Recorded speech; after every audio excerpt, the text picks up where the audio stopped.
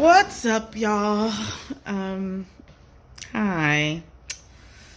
One of the practices that I'm really trying to be in this alone time, this in inward time, is to be less stingy with my lessons. I just watching everybody's response from the video about my student loans, where I really just let y'all be with me in the moment of complete and total emotional overwhelm.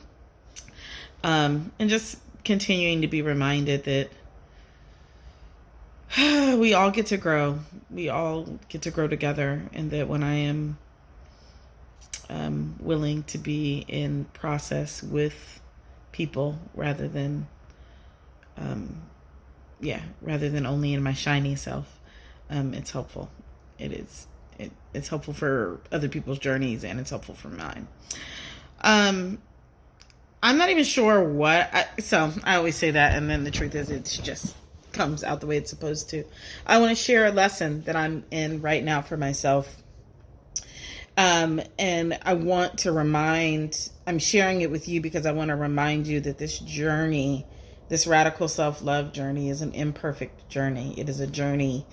It's not a destination. And I am the kind of human who wants to master a thing and be done. Real bad. I really, really love to master a thing and then go on to something new. And that is not what this work is. This work is about really allowing myself to continue to unveil myself to me every day. Like, the visual that I get is that I am a bride at the altar, and I am also,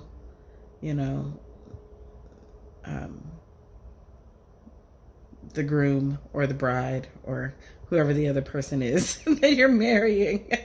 None of those terms could work. But I'm the other person pulling the veil and getting to see myself new every day, getting to see a new version of myself again and again and again. And I was in this really tender conversation with someone that I love very, very deeply.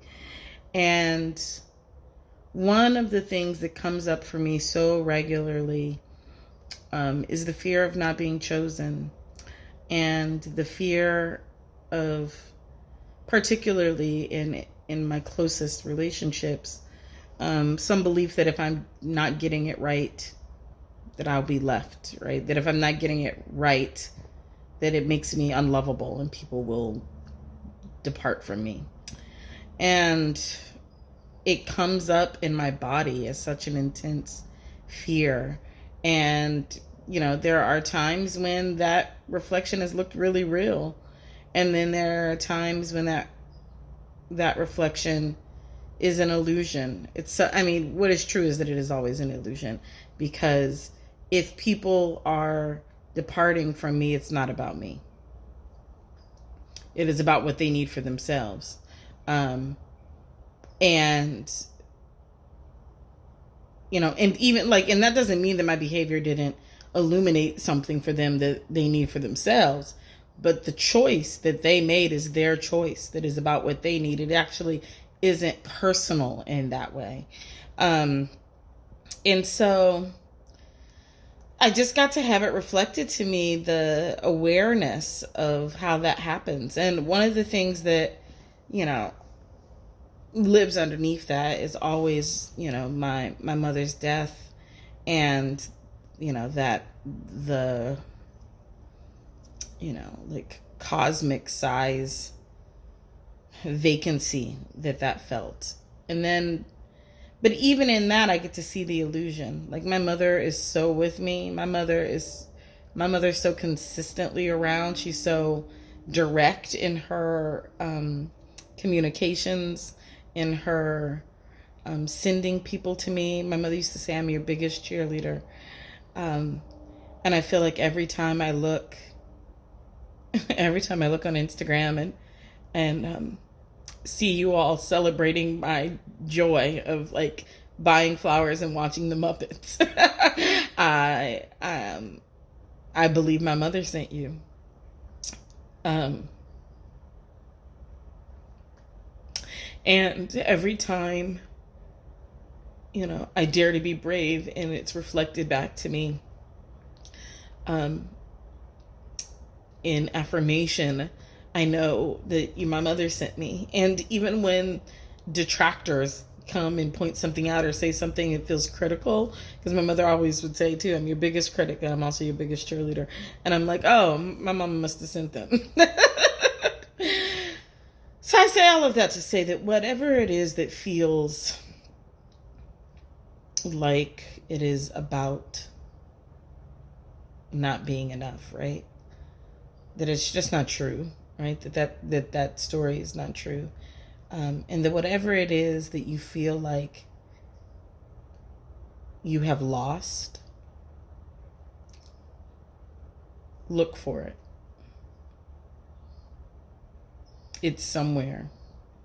Whatever it is, somewhere in some energy. If it is for you, if it is in service to your highest good, if it is rooted in deep and abiding love, it exists, just in a new form. It may not be in the old form, but it exists in a new form, and it wants you to look for it so that you can feel close to it again. And I needed to see the places where the story of loss and, not being lovable was still operating, because it was keeping me from looking for all the ways that I am found and all the ways that the love that deeply wants to be in my life seeks to find me. So that's what I wanted to share today. I'm wishing you all such generous and profound care and finding on your journey.